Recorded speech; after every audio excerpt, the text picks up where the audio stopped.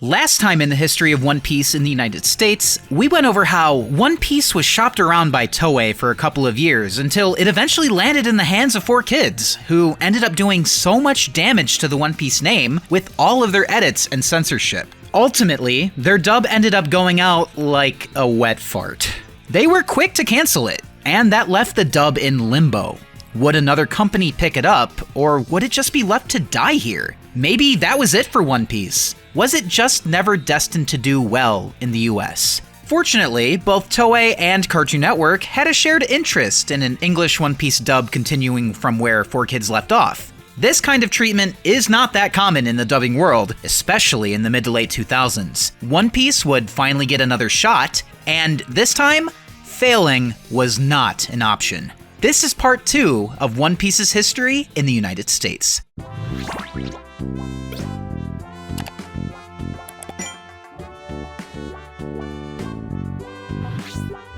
Before I get started, I'd like to take a moment to thank my channel members. This video's shoutout goes to Tavon. And if you'd like to have your name featured here and have a possible shoutout, please consider becoming a member by hitting the join button. Also, thank you to my patrons too. The support means a lot, and it allows me to keep creating content. And without further ado, let's get back to the video. From where we left off last time, the 4Kids dub was canceled. But Cartoon Network and Toei Animation still had faith in One Piece's potential in the US.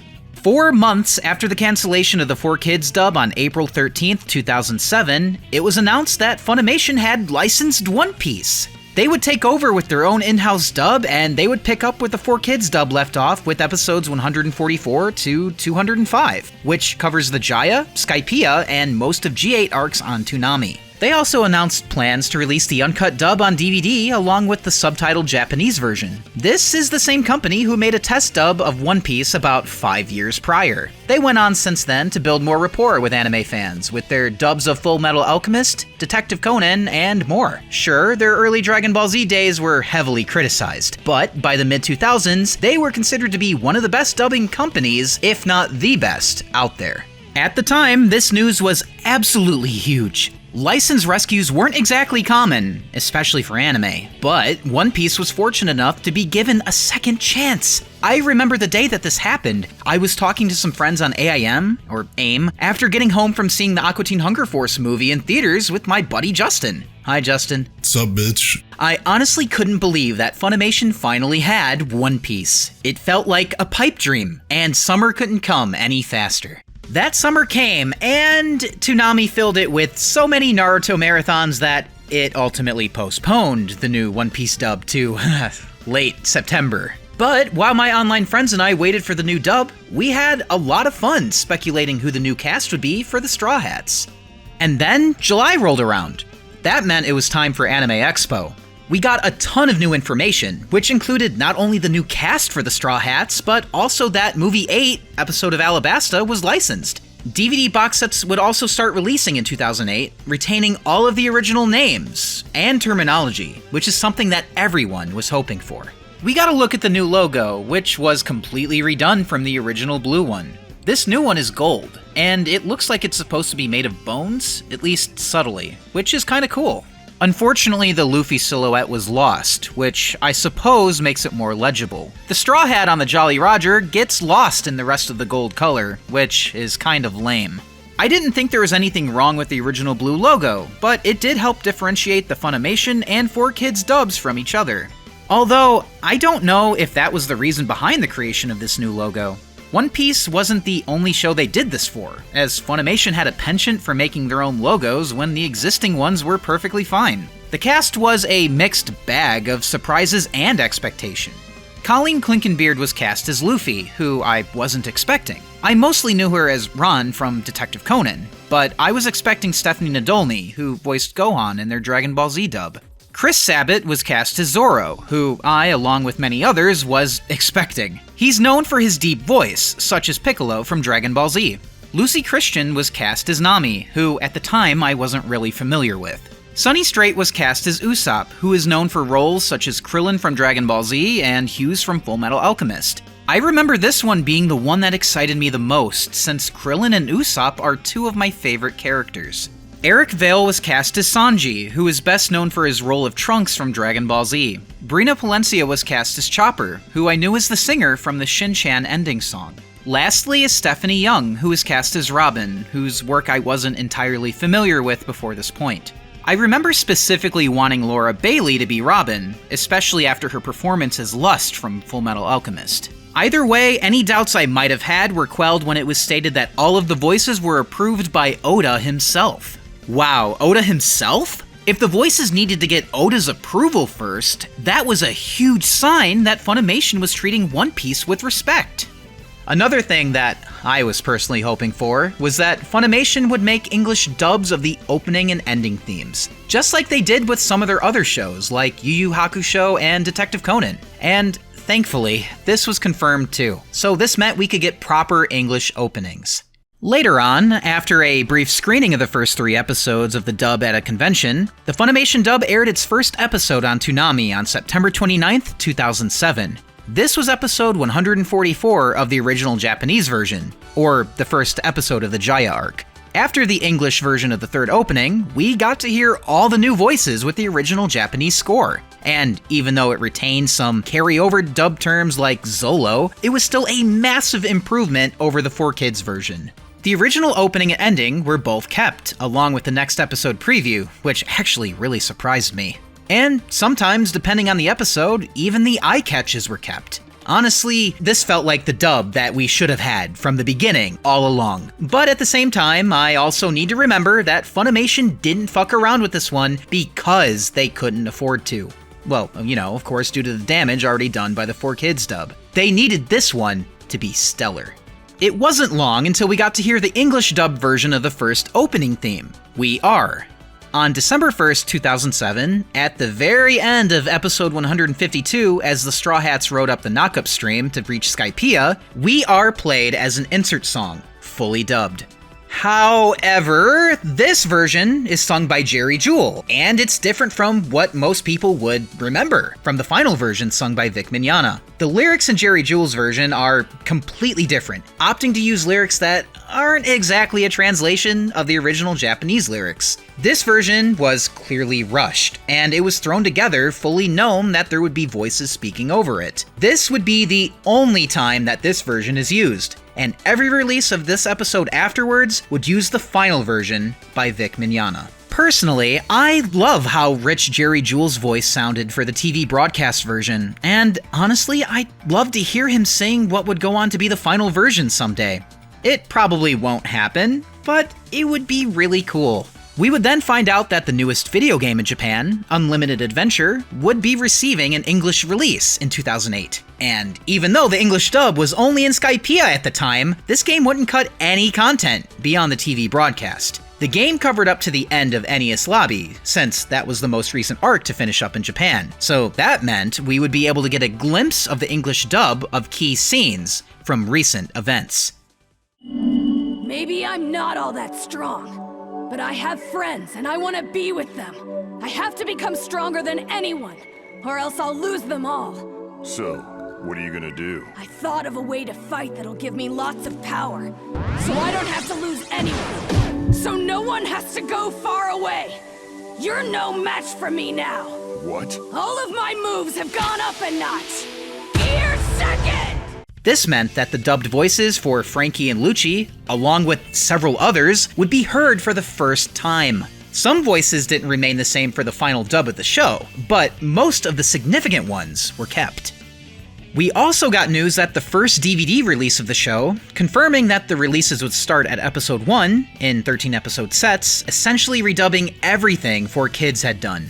Season 1, Part 1, or as Funimation liked to call it, First Voyage, was set to release in the middle of 2008. The first DVD released by Funimation was Movie 8, Episode of Alabasta, on February 19, 2008, about half a year after it released on DVD in Japan. It was really cool getting something so fresh from Japan, seeing as we were so behind with the dub. This DVD release actually had a tiny little mistake. Its English-dubbed version of the ending, Compass, sung by Vivi's voice actress, accidentally wasn't included. Fun little note here, but at ACEN 2008, I actually met Caitlin Glass, which is Vivi's voice actress, and I asked her to sing a sample of the ending for me. Dude, hearing it sung right in front of me blew me away. But fortunately, on January 27th, 2009, the English version of Compass was included on the Blu-ray release, which was actually a full year before it released on Blu-ray in Japan. Throughout the rest of the fall and winter from 2007 leading into early 2008, the dub continued to air weekly on Toonami. However, episodes seemed to stop showing up on the TV guide after the middle of March 2008, which was weird. Really weird. Maybe it was some kind of break. One Piece would be back on the air next week, right? Then, as soon as the TV guide for the following week came out, it showed that there was no One Piece. Okay, weird. What's going on? The 4Kids dub was over, and Funimation just took over with its brand new dub. It couldn't be canceled, right? No. There was no way. With no official word from Cartoon Network, One Piece was quietly pulled and aired its final episode on March 15th, 2008, with episode 167. This means that only 23 episodes of the Funimation dub were broadcast on US TV. This was definitely a confusing time, especially since the new dub was so hyped up, only for it to be inexplicably taken away. Around this time, Cartoon Network was undergoing a lot of changes, with live-action shows now becoming part of its schedule, and anime becoming less and less of a priority. Unless it was Naruto. Naruto always seemed to have gotten the priority, but even with Naruto's popularity, it wasn't even enough to save Toonami. That's right, even after 11 long years, the Toonami block ended its run. The same Toonami that gave anime the push it really truly needed to succeed in the US was now dead. What did this mean for anime on TV, and would another channel pick up One Piece? Nobody really knew for sure, but it didn't seem likely. But just because the dub wasn't airing on TV anymore, it didn't mean that the dub was straight up canceled, as it would continue on DVD. Speaking of which, on May 27, 2008, the first DVD with episodes 1 to 13 released uncut. Even though it was great that the English dub wasn't canceled, and even though it wasn't on TV, the dub being DVD exclusive now meant that we got pushed farther behind the Japanese broadcast than we already were. For example, when Skypiea was airing on Toonami, Enies Lobby just finished airing in Japan. But now, because we were starting all over with episode 1, the 150 episode gap that was between Japan and the US was widened, putting the US about 350 episodes behind Japan. When Season 1 First Voyage released, it felt like a fever dream. We finally got an official English version of We Are, One Piece's first opening theme, and Memories, the iconic first ending. It was great finally getting a respectable version of One Piece, especially one that you could own and put on a shelf and admire. The only downside? This put the dub practically 9 years behind the Japanese broadcast. But with consistent 13-episode releases, hopefully we could get closer. But with it being DVD only, that made me really nervous.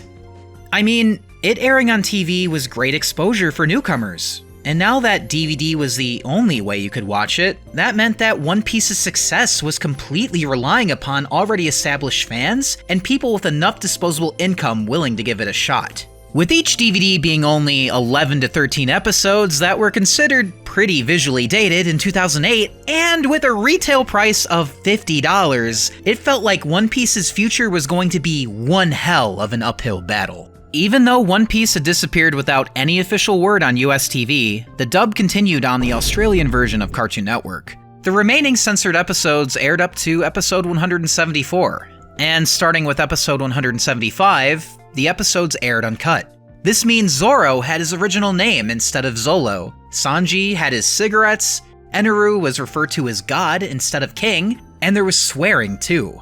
This is likely because Funimation stopped making edited episodes for the TV broadcast as soon as they caught wind of the dub no longer continuing on US TV.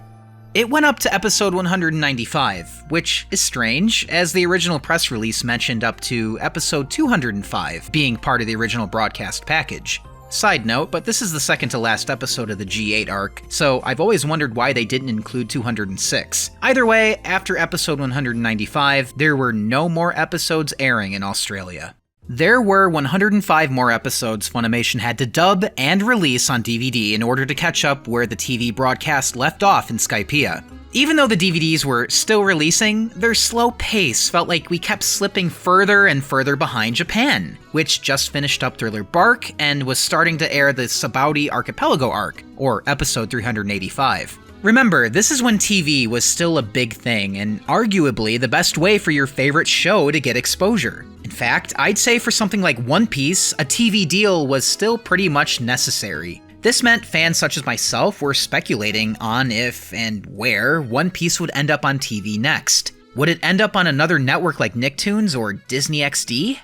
Streaming was in its infancy, so that was never really a consideration or a viable option. And it seemed like anime was disappearing from US TV slowly but surely. Needless to say, things weren't looking so great for One Piece.